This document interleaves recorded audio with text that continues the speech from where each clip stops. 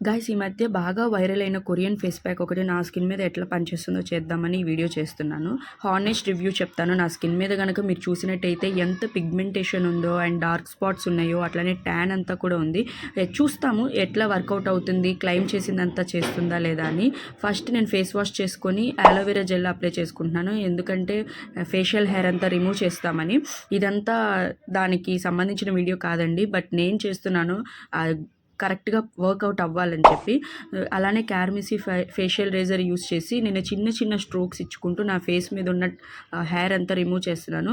అట్లనే చాలా వరకు ట్యాన్ అండ్ డస్ట్ కూడా వచ్చేస్తుంది ఫేషియల్ హెయిర్ రిమూవ్ చేసినప్పుడు. ఇప్పుడు ఫేస్ ప్యాక్ చూస్తాము. దానికోసం ఒక బౌల్ తీసుకొని 1 spoon of rice flour add చేసుకుంటున్నాను.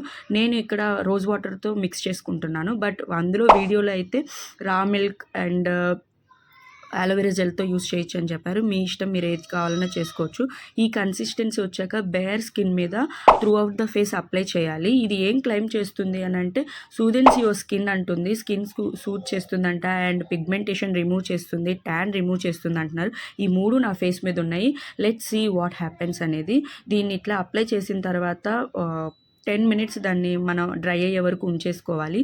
అండ్ వాష్ చేసేటప్పుడు దాన్ని నీట్గా మనం సర్క్యులర్ మోషన్స్లో మసాజ్ లాగా చేసుకుంటూ వాష్ చేసుకోవాలి. అట్లా త్రూ అవుట్ ద ఫేస్తో పాటు నెక్ కూడా నేను అప్లై చేసేసుకున్నాను. 5-10 మినిట్స్ తర్వాత నా ఫేస్ ఎట్లా ఉంటుందో మీకు నేను చూపిస్తాను.